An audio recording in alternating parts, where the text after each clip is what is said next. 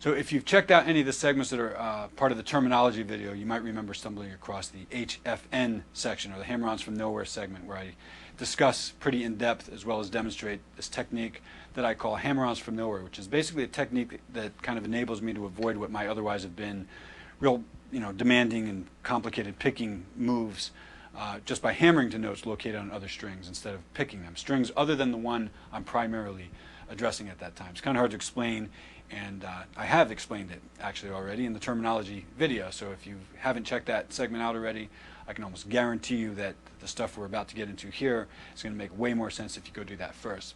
But I've found, honestly, this approach to be one of the most useful things I've actually ever stumbled on as far as methods of executing notes, because it really gives me like the ability to design and play a lot of interesting and unusual note sequences that can really sound complex. Sometimes it's going to seem or sound like you possess this really intense, highly developed picking or really finger picking skill that's enabling you to do all these complicated sounding things that would normally require that kind of skill. And the truth is you'd be using a technique that resulted really as an alternative to having developed extreme finger picking skills. So it's pretty interesting, and I think you'll find it pretty cool and once you get into it a little bit, and that's what we're going to do. We're going to get into it right now. So if we come up here to the 5th fret, I'm on the B string, my first finger, and I'm just going to play that. We play the 6th fret with my second finger on the G string, so we just kind of have this partial chord here. And these fingers are not going to come off the fretboard. They're planted there. It's like a chord shape. And the 3rd finger is going to be responsible for the 7th fret of the D string, but it's going to be a hammer-on from nowhere, meaning that it's we weren't previously on that string, so that's what we call hammer-ons from nowhere, whenever you hammer onto a string that was not previously fretted.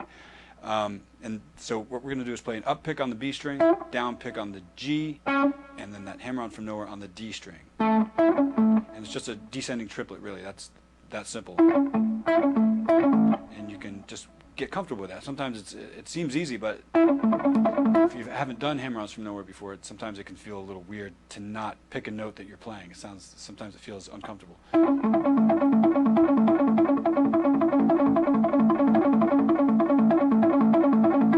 So just up, down, hammer, and it's that simple. You can mess around with it after you get a little bit more comfortable and just try things.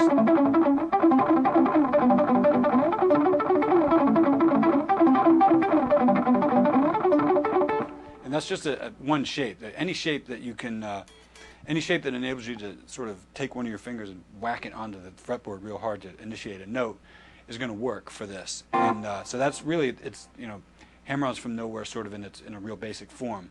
The thing that you might want to do after you get comfortable with that a little bit is to kind of implement a different sequence, or just try out some different sequences. The one I have on the tablature enables you to get a little bit more of a 4 note per beat feel. So I'm going to descend through this twice, and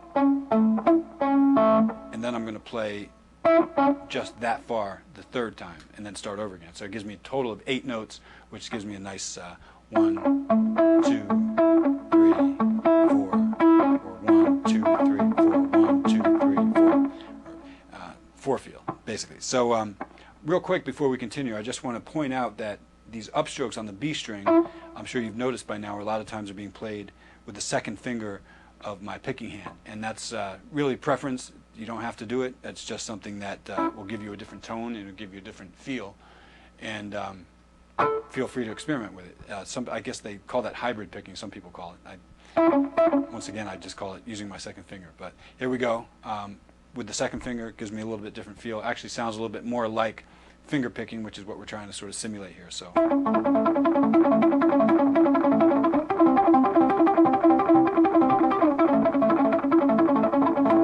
Some different pickups, just try stuff. Using a suspended thing, like a suspended shape, which is what we're going to do next, really helps make things a little more interesting while you're practicing. Let's say we came up here, I got my 2nd finger on the 10th fret of the B string, I got my 1st finger on the 9th fret of the G, and I'm going to hammer from nowhere the 12th fret of the D with my 3rd finger. You can use your 4th finger if you like, but I get a little more speed. Actually, I get a little more power out of the 3rd finger. It seems to whack the strings a little harder. So experiment, see what works for you. So I've got that shape that resolves to that. So 12th fret to 11th fret, but you can hammer anywhere. The cool thing about hammer-ons from nowhere is you can go wherever you want it, wherever you can sort of reach, you can go. So I can go all the way down to like a low E string if I wanted.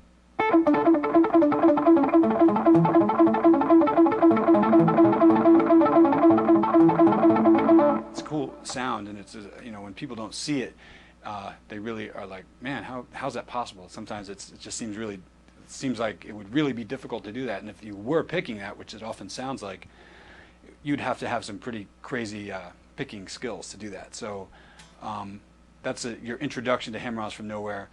Let's see if we can take it into some new territory using open strings. One of the things that I did, I do this all the time. So if you're familiar with my music at all, you always hear this kind of thing popping out. But a real blatant display of this was on the song "Plush Interior" on the 5 album, where there's just like a break, like a drum break in me, and I do this little kind of a weird video game sounding thing. But this one's kind of cool, uses an open B string. And I've got 2 separate places that I'm actually applying this hammer-on from nowhere. 10th fret of the D string and 10th fret of the A. So you can look at the tablature and it makes sense. I'll play it real slow and then speed it up.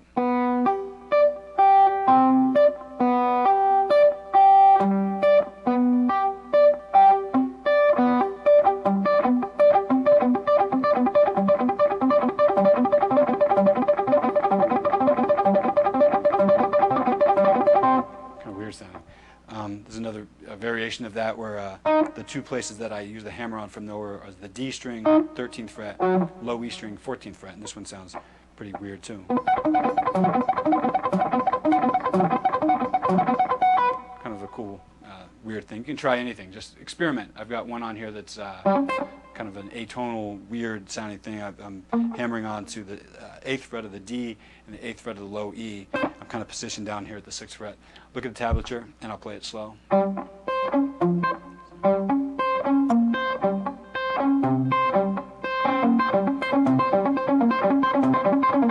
Bizarre sounding.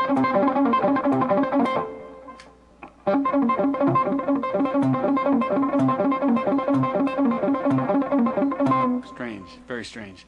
On the introspection CD, I did a song called Desiderata, where at one point it's an acoustic sort of unaccompanied piece, and it's kind of nylon string based, and I at one point sort of simulated this flamenco kind of technique where a lot of those guys will play these amazing things that are happening on the upper strings and then bass lines at the same time.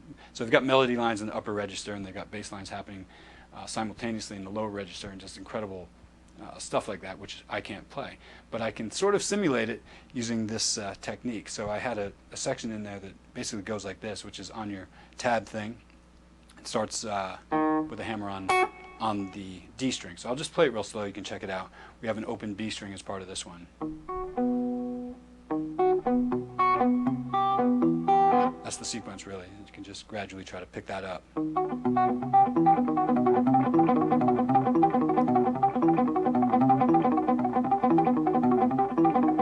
Kind of a cool thing. It sounds real cool on acoustic guitar, so make sure you've got your action in a place where it's possible to really whack those strings. Nylon strings are kind of easy to play, so you can try some of the stuff out on that. It sounds pretty cool.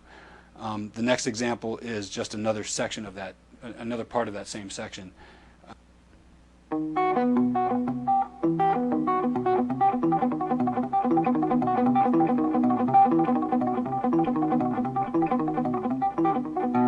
The other part on the tablature goes like this. Real similar. You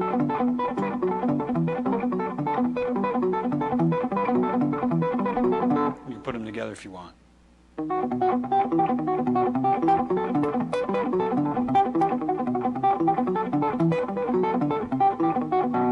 It's kind of a cool technique. You can see some of the possibilities. That's not even utilizing open tunings or anything like that. And it's cool, like sometimes if you get in these situations where somebody might throw this at you, like, and you can sort of play along using that. Like, you can outline chords like C, in this case C major, or C dominant 7th kind of thing, to G, and it's kind of fun to mess around with that.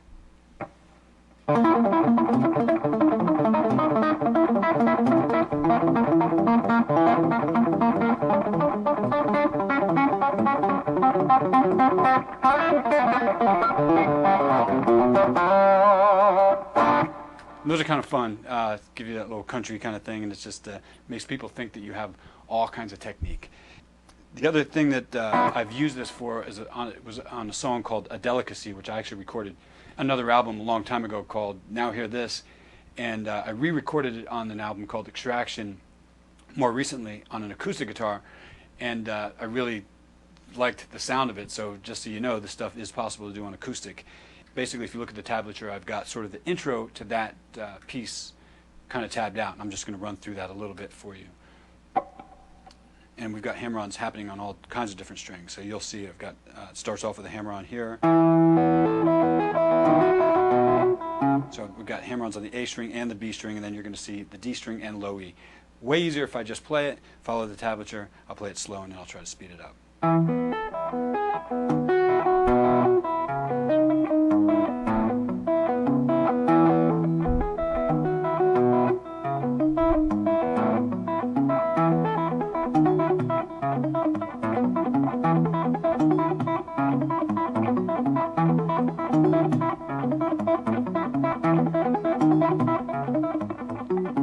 It's kind of a cool sound. You can play around with all kinds of different things. Sometimes you get all the fingers in there. There's a section in the song where I've got a...